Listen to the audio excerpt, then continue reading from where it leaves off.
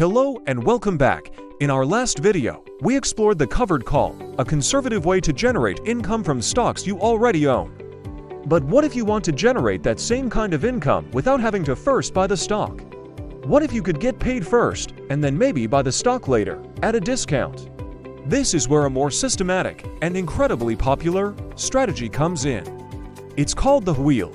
It's a disciplined, three-step cycle that combines two simple option strategies to potentially turn a modest amount of capital into a stream of monthly income. It sounds like a magic trick, turn $5,000 into monthly income. But is it too good to be true? Is it really beginner-friendly, or just another way to lose money fast? In this video, we're going to roll the wheel from start to finish. We'll break down each step with clear examples, show you the exact math behind the income claims, and most importantly, expose the very real risks that every wheel trader must manage. Let's spin it. First, let's understand the mindset. The wheel isn't about getting rich quick from a soaring stock. It's a capital-efficient income strategy for sideways or slightly bullish markets. It's designed for an investor who doesn't mind owning high-quality stocks but would prefer to buy them at a discount. They also want to generate consistent, premium income from their cash while they wait for those buying opportunities. It's for someone who values process and discipline over prediction and luck. The entire strategy is built on one core belief: selling options and collecting premium is statistically more favorable than buying them. You're leveraging time decay in your favor. The wheel simply systematizes this belief into a repeatable cycle. The strategy has three distinct phases, and you move through them based on what the market does. Think of it as a financial flowchart for your money. Let's use an example with a hypothetical $5,000 starting capital and a well-known stock like Microsoft trading at $400 per share. Phase 1. Sell a cash-secured put. This is the get paid to wait phase, and it's how you enter the wheel. You do not buy the stock.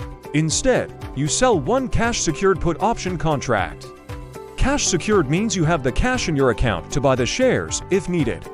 Now, for Microsoft at $400, 100 shares would cost $40,000. But we only have 5,000, so we have to choose a lower strike price that our capital can cover. For this example, let's pretend we have enough and we pick the $370 put, expiring in 45 days. To be truly cash secured, you would have to set aside $37,000 in your account. This is a key point. You should only wheel stocks where you can actually afford to secure the put. We'll come back to how this works for a true $5,000 account later.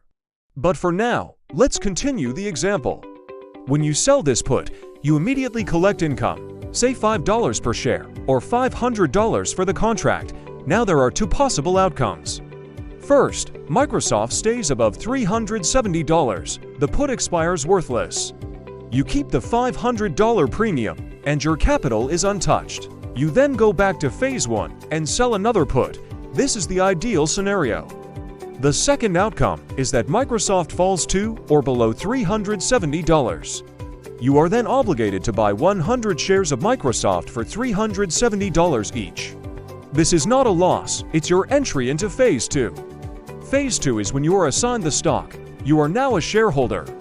Your put was exercised, and you now own 100 shares of Microsoft. But your effective price is actually $365 per share because you take the $370 strike price and subtract the $5 premium you already collected. At this point, you're in the exact same position as the start of our covered call video. This brings us to phase 3, sell covered calls. This is the generate income as an owner phase. Now that you own the shares, you sell calls against them. The action is to sell one covered call contract. You might choose a strike price at or above your cost basis of $365. Let's say you pick the $380 call, expiring in 45 days, and you collect a premium of $4 per share, or $400 total. Again, there are two outcomes. First, Microsoft stays below $380. The call expires worthless. You keep the $400 premium, which further lowers your cost basis on the stock to $361. You then sell another covered call and repeat the process. The second outcome is that Microsoft rises above $380. Your shares are called away and sold for $380 each. You book a total profit from the share gain, the put premium, and the call premium.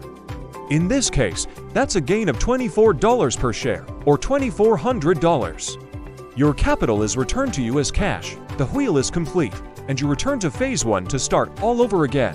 Now for the brutal reality check.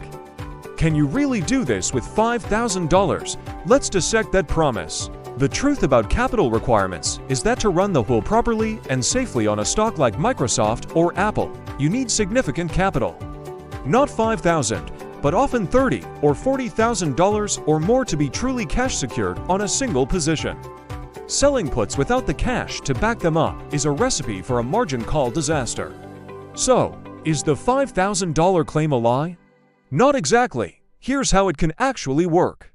You have to choose lower price stocks. You can run the wheel on solid companies trading for $20 to $50 per share.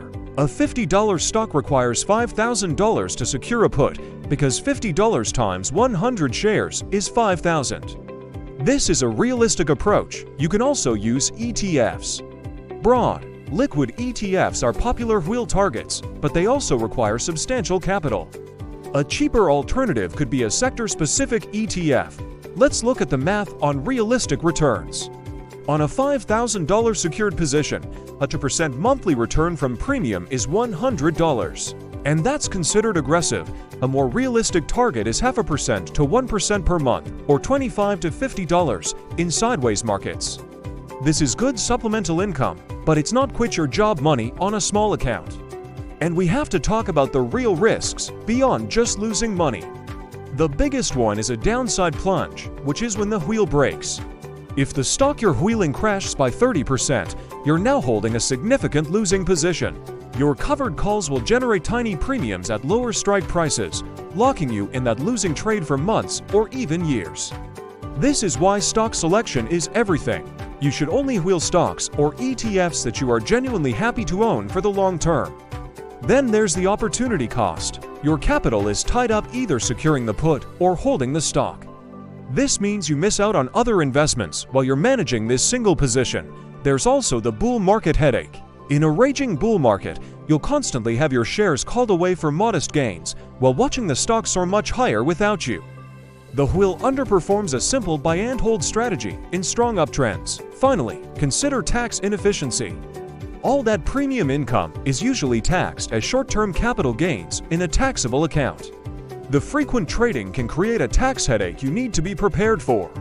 So, to quickly recap the wheel, Phase 1, you sell cash-secured puts to collect income and potentially buy a stock at a discount.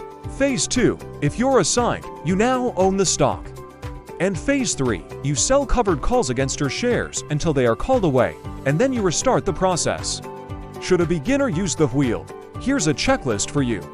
Only use money you can afford to tie up in a single stock position for months. Only on stocks or ETFs you have thoroughly researched and would be happy to hold even without the strategy. Only after you've mastered both cash-secured puts and covered calls as separate strategies.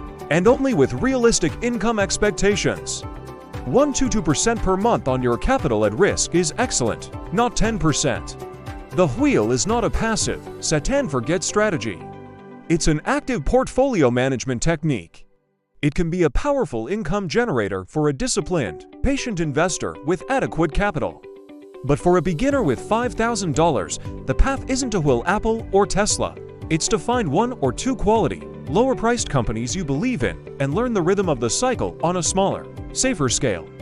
Start small, understand every single risk, and remember, the goal isn't to spin the wheel as fast as possible. It's to keep it rolling smoothly without it ever falling off its axle. Thanks for watching, and be sure to subscribe for more content.